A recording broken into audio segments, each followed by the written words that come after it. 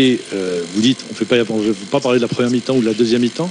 Si, on peut en parler. Non, mais ce que je veux dire, c'est qu'on de visage, on les a vus sur la rencontre, mais dans le même temps, on a vu une équipe qui a eu la mainmise sur la deuxième mi-temps en termes d'occasion de but. On aurait pu marquer un excellent gardien. Mais est-ce que vous ne pensez pas, vous avez parlé des conditions climatiques, on a vu hier le Sénégal que peut-être l'horaire de 14 heures n'a pas favorisé ou n'a pas permis aux joueurs qui, sur certaines, on a vu des déchets techniques inhabituels pour certains joueurs, peut-être les a pénalisés. Non, mais tout à fait. Je vous ai dit, il y a 48 heures de ça, je l'ai dit, on était agréablement surpris. On est arrivé, on s'était entraîné à l'heure du match. Et on a vu des conditions climatiques très favorables. On était vraiment surpris. Hier, il faisait un peu plus chaud, mais toujours voilà, acceptable. Aujourd'hui, les joueurs ont puisé dans leurs réserves, très chaud et très humide. Et c'est ça qui fait le plus de mal, c'est l'humidité. Je connais bien ça. Et c'est vrai que cet horaire, il est pour moi inhabituel, vraiment pour les joueurs inhabituel, surtout avec cette température. On m'a dit qu'à Yaoundé, il faisait plus frais qu'à Douala, dans une zone où il y a beaucoup d'humidité. Et je vous dis, ça avantage généralement l'équipe qui est en place, qui défend, qui coulisse, voilà, l'équipe qui est censée faire du jeu, donc qui est plus dans des courses à haute intensité, rapides, quoi. Et ben ceux-là sont plus pénalisés par les conditions climatiques. Mais bon, je vous dis, ce discours-là, on le connaît, on le sait. Effectivement, on doit faire avec. Aujourd'hui, on a manqué de lucidité, d'instinct de tueur dans cette surface, parce que c'est un match qui doit finir, on le sait. Si on marque ce premier but, ça peut finir en 2-3-0. Aujourd'hui, l'affaire est réglée. On n'a pas su marquer ce but-là, on a eu des occasions franches, on s'est projeté, on a été dans cette surface de réparation. Autant d'opportunités à ce niveau-là. Normalement, il doit y avoir un résultat derrière ça. Donc c'est ça qui frustre absolument.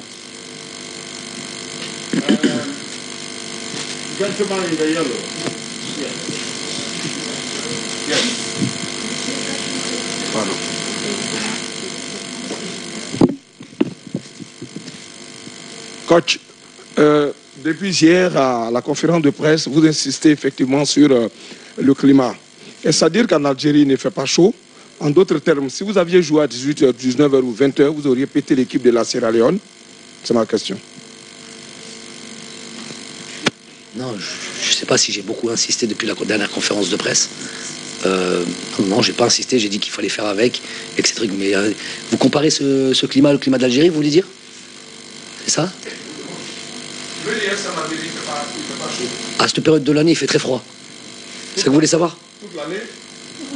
Là, au moment où on joue, je parle pas du mois de juin, mais c'est quoi votre question en fait? Si vous voulez rentrer là-dedans, vous allez rentrer dans un mur, monsieur. Non. Vous allez dans une je veux savoir, si vous jouez à 20h, vous auriez pu péter l'équipe sierra-léonaise. Mais je vous rappelle qu'à Abidjan, il fait, toute l'année, il pleut. Donc, quand vous allez arriver, je ne sais pas comment vous allez faire. Abidjan? Oui. Qu'est-ce que ça a à voir Abidjan là-dedans? Pourquoi vous parlez d'Abidjan?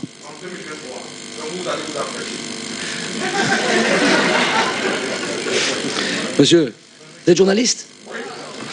Donc c'est ça les questions. Vous me parlez de 2023 alors qu'on vient de commencer la Coupe d'Afrique au Cameroun maintenant, aujourd'hui. Donc c'est comparer quelque chose qui est incomparable. Ça c'est un. Vous avez posé votre question, classe. Il n'y a plus besoin de. C'est plus une question, je vais vous répondre maintenant. Si vous voulez comparer ça à l'Algérie, aujourd'hui en Algérie, il fait froid. Donc on parle d'aujourd'hui, maintenant, là. À l'heure où on parle, qu'on joue à 14h ou qu'on joue à 18h, il fait froid. Donc ça, il n'y a même pas besoin d'en parler. Aujourd'hui, il faisait très humide, très chaud. Ce n'est pas une excuse. Je vous dis que ça pèse dans tous les organismes de chaque athlète, et notamment des joueurs qui ont l'habitude justement de jouer en majorité en Europe. Simplement. Je vois pas, il n'y a pas de lieu de me parler de Côte d'Ivoire ou de me parler de prochaine Coupe d'Afrique. On est là au Cameroun, on démarre ici, on reste sur le Cameroun. Ni de la Côte d'Ivoire, ni de l'Algérie. Et vous êtes journaliste, vous n'êtes pas météorologue.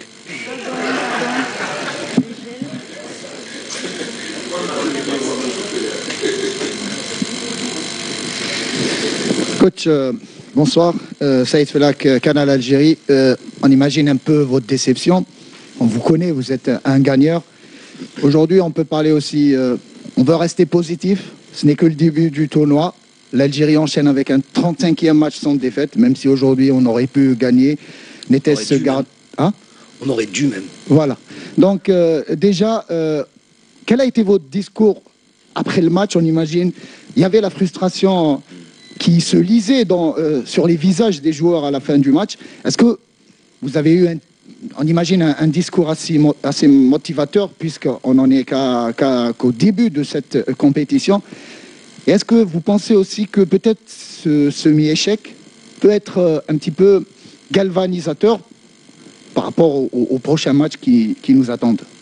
Non, c'est sûr qu'il y avait évidemment effectivement beaucoup de frustration chez les joueurs. C'est avant tout eux qui avaient envie vraiment de bien démarrer ce tournoi, de bonne entame de ce tournoi, prendre les 3 points de cette victoire-là. Donc il n'y a pas de problème là-dessus. On est tous d'accord pour dire que c'est frustrant.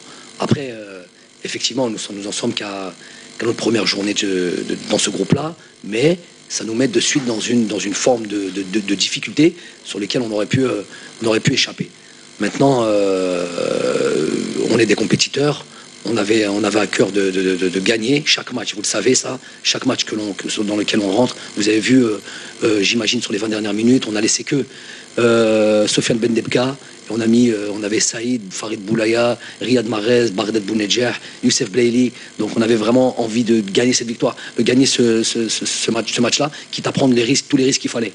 Donc certains pourraient dire bon, on va se contenter d'un match nul aujourd'hui, on n'arrive pas à marquer, on va rester quand même solide. Non, on est plus dans une optique on veut ramener ces 3 points coûte que coûte. Chose qui n'a pas été fait. Maintenant, on en assume la responsabilité. Moi le premier évidemment. Et effectivement, il va falloir se projeter rapidement et puis pas se lamenter sur ce, comme vous avez dit, ce semi-échec. On va pas se lamenter, on va préparer la Guinée équatoriale de la meilleure des manières. Ils vont rentrer dans ce tournoi dès demain, donc on va pouvoir venir observer la Guinée équatoriale contre nos amis ivoiriens, et puis on va pouvoir observer ces 2 équipes-là. Les discours, ils me connaissent, j'ai plus besoin de parler. Bon, j'ai beaucoup parlé, ils connaissent, ils savent quand ça, des fois les mots dépassent ma pensée, ils savent tous que je les aime, ils savent tous qu'on est ensemble et que je suis le premier responsable de ce qu'il y aura. Maintenant, les choses qui doivent se dire dans un vestiaire, je les dirai, je passerai jamais par 4 chemins. Ça aussi, ils le savent. Mais bon, visez-moi, c'est moi le responsable. Donc aujourd'hui, s'il y a ce semi-échec, j'emporte la responsabilité. Yes. Last 2 questions, guy in white, and then the last one, gentleman at the back. دونك السلام عليكم. اسماعيل ميلودي، التلفزيون العمومي الجزائري UNTV. كوتش، الحمد لله المنتخب الوطني لحد الان يعني لم ينهزم، ما خسرش حتى ماتش. المباراة الجاية غينيا. المشكلة خويا هو باغي يقول لك بلي ما نهضوش بالعربية. هو نهضوا بالعربية؟ سي لونغ. اوكي الحمد لله. اوكي. المنتخب لم ينهزم يعني لحد الآن. مباراة غينيا الاستوائية ستكون. J'entends pas. Oui, c'est bon, j'ai compris ça. Please, silence. No exchanges with the coach. Please, respect. كوتش، قلت لك الحمد لله يعني المنتخب الوطني لحد الآن يعني ما كاش هزيمة لحد الآن، يواصل سلسلة اللا هزيمة. المباراة القادمة يعني أمام غينيا الاستوائية أهم النقاط اللي تركزوا عليها من أجل يعني المحافظة على وتيرة المنتخب الوطني، رغم المباراة اليوم يعني اللي كان فيها الجانب المناخي أثر كثيرا على أداء المنتخب. T'as compris? Please hold on. Translate in French, please.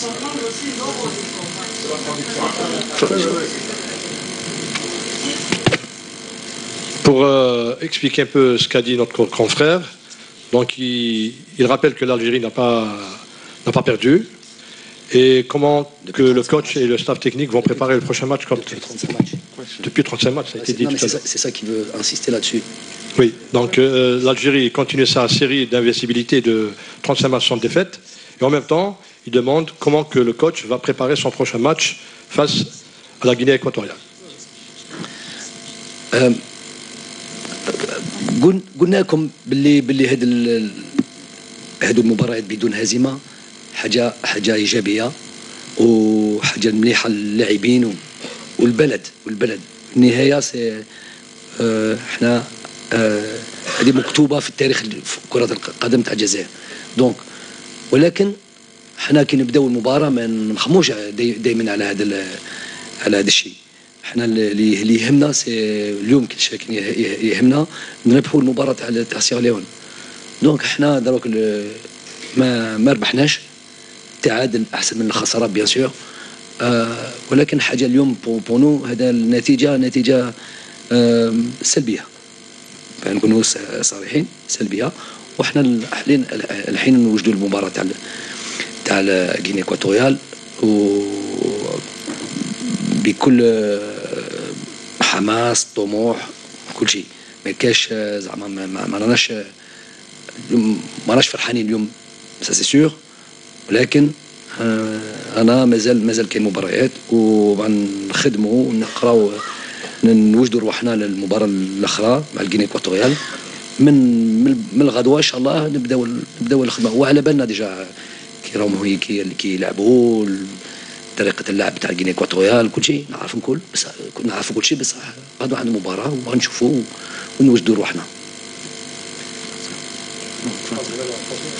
Oui, on a dit qu'effectivement ces 35 matchs d'invincibilité, on se rapproche d'un record mondial qui est détenu par l'Italie de 37 matchs, est effectivement une bonne chose pour notre équipe, dans le sens où ça démontre une certaine constance.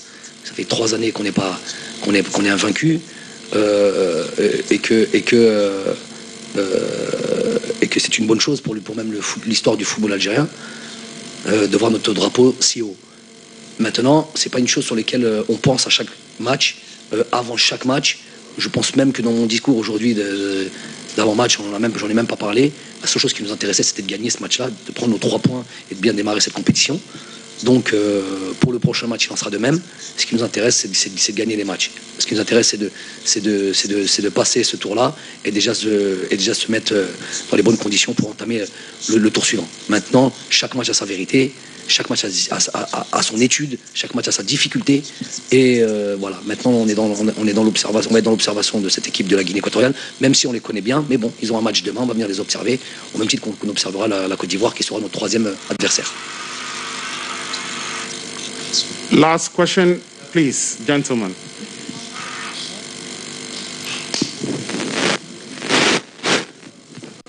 Oui, coach, j'aimerais insister sur le milieu de terrain. On a vu aujourd'hui que Belali n'a pas véritablement joué son rôle de créateur. Est-ce que l'absence d'Ismaël Benasser a pesé sur l'équipe, surtout au niveau de la dernière passe? Et ma deuxième question, quelle appréciation faites-vous de la prestation de Riyad Mahrez aujourd'hui? Merci. Bon, il faut savoir que j'ai pas pour habitude de parler comme ça individuellement des joueurs, et surtout pas quand on en attend une réponse qui est plutôt dans la critique. Aujourd'hui, j'ai plus envie de parler des joueurs qui étaient présents et surtout de l'aspect collectif. Donc, la chose positive que l'on peut voir aujourd'hui, c'est le fait qu'on s'est créé énormément d'opportunités dans une défense regroupée, avec beaucoup d'impact physique, avec peu d'espace. Et on a quand même pu trouver des situations de marquer. Aujourd'hui, s'il y a 2-3-0, il n'y a rien à redire, ça n'aurait pas été volé. Maintenant, on a des joueurs qui ont effectivement validé régulièrement leur sélection, dans le sens où ces joueurs qui ont été performants en équipe nationale. Ismaël Benasser en est un. Il y en a d'autres, il y avait d'autres absents. Mais moi, je préfère parler de ceux qui étaient présents et du travail qui a été fait. Donc, voilà. Thank you very much, coach.